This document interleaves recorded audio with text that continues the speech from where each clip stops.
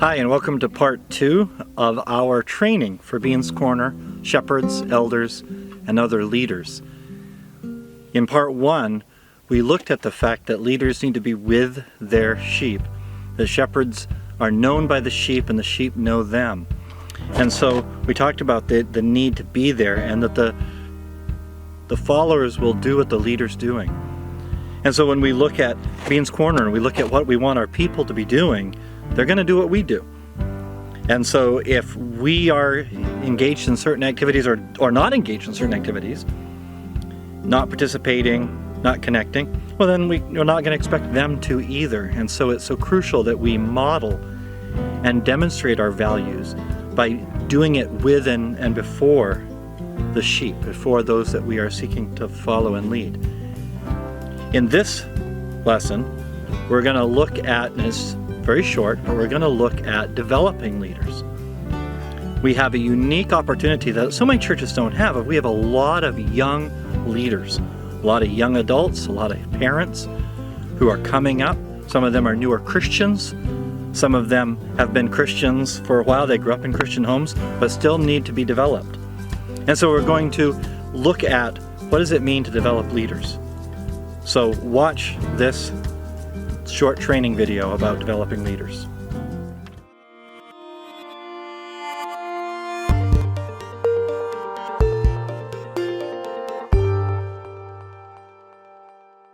Are leaders born or are leaders made?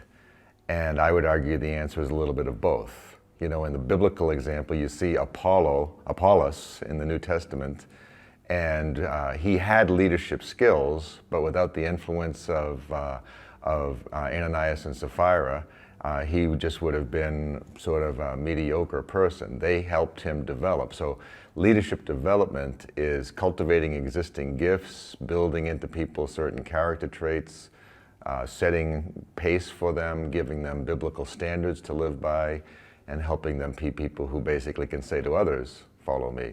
Leadership is all about influence.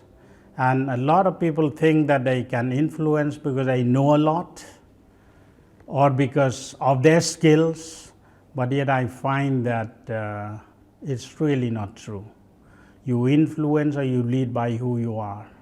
So it's really an issue of the heart. We've been involved with Leighton Forward Ministries in mentoring, and I love one thing that Leighton says, and that's that we need to lead to Jesus, for Jesus, and like Jesus.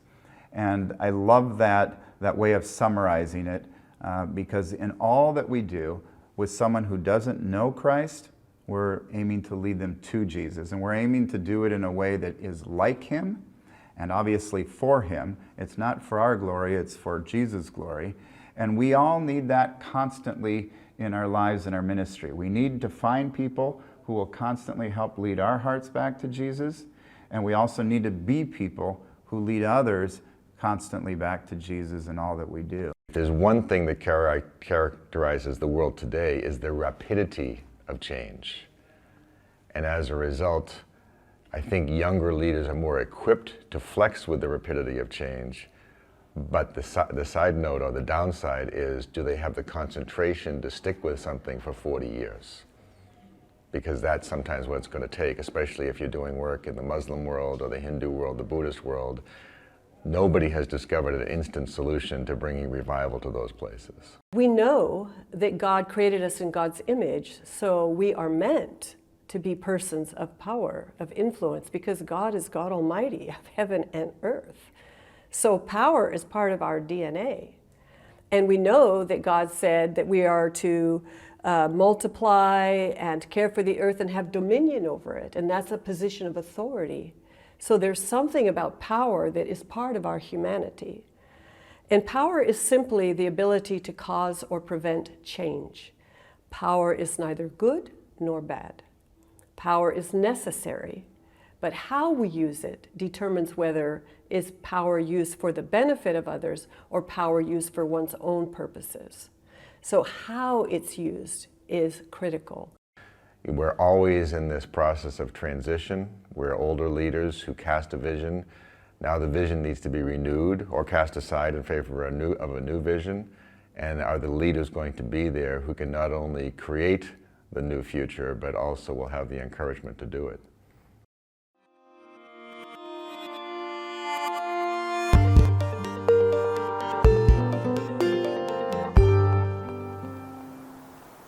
One of the things you'll notice in that video is a focus on building the person, not the position.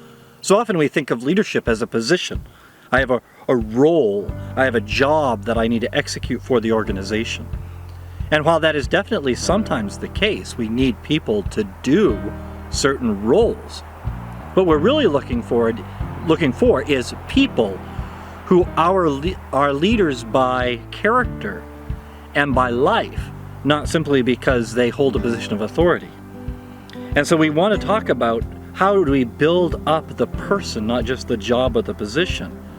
It talked about the fact that you need a heart of who you are, that leading is about who you are and leading others to Jesus. Remember, it said to lead to Jesus, with Jesus, in the way that Jesus did it, leading into Jesus.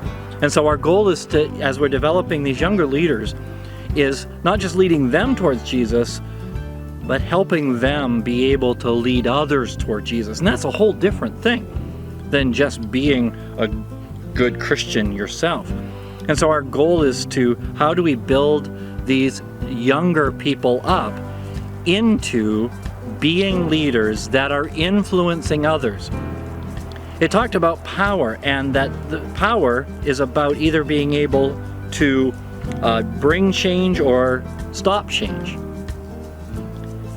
And then what she said was that the most important thing about using power is, do you use it for yourself or to benefit others? And so as we exercise our own leadership, as we say, well, am I a leader in the church? Am I one of the leaders? Am I an elder? Am I a shepherd? Well, is that so that you have a position of power and leadership, that you get a say, that you have the ability to make things the way you want them? Or it is now you have the ability to help others. You have the ability to use the authority and the power you have to help influence others, the new people coming in, the non-believers coming in, the baby Christians coming in, the seekers who are being called by God towards Him, but need guidance and need help to understand both the Word of God and the heart of God. And are you using what you have as a leader to do that? And do we help these younger men and women learn how to do that as well? That it's not, oh, I'm in a position of authority now. No, I'm in a position where I now have the power to help others move towards Jesus. The last thing that I really want to bring out from that training video, because again, this is all focused on developing leaders.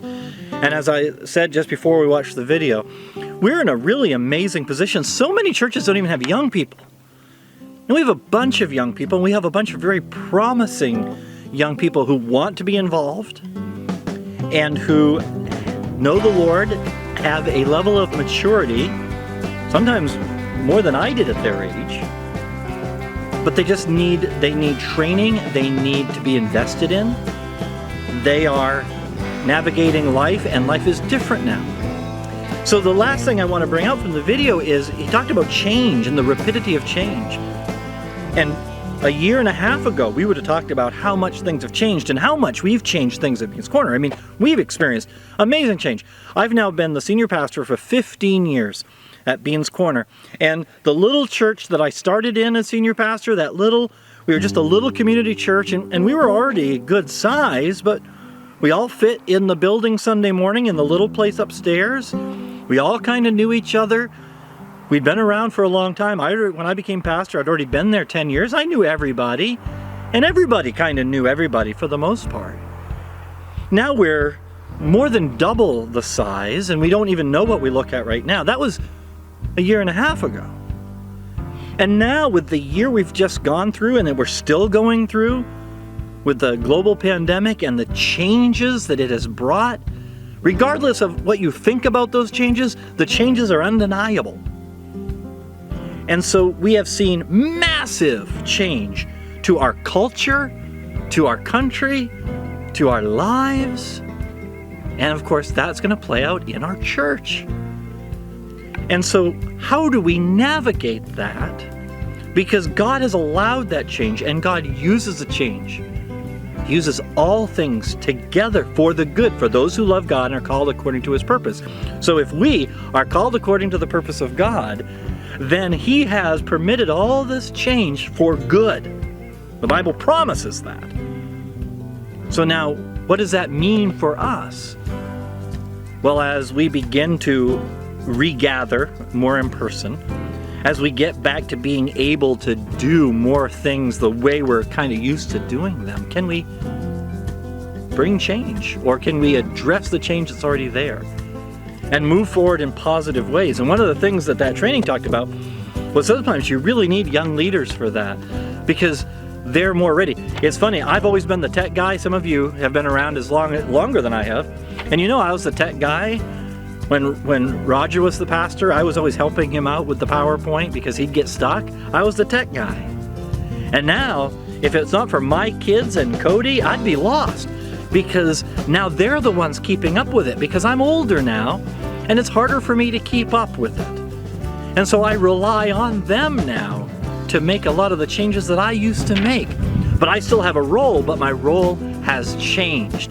Now my role is not to be on the forefront of all the changes, but to help guide them as they make the changes. And so I can advise Cody, and I can give Cody advice of what I've learned, but allow him to move forward and make decisions that he is now better equipped at than me, because he's younger.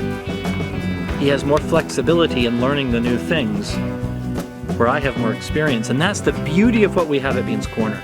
If you've been an elder a long time, if you're older, oh, you are essential. And we need your presence and your activity as we bring in these younger leaders, because you have the experience and the wisdom, and we can help equip them so that they can go for 40 or 50 years, so that they can have a long tenure of faithful service shepherding the flock. Because even if we're older, even if how we shepherd changes some, our need to shepherd has not changed at all. In fact, it's gotten greater. And so if you're a long-time shepherd and elder, I need you. Because we're going to be doing these videos for the young up-and-comers too. And some of them aren't really that young, but they're younger than I am, and younger than most of all of you.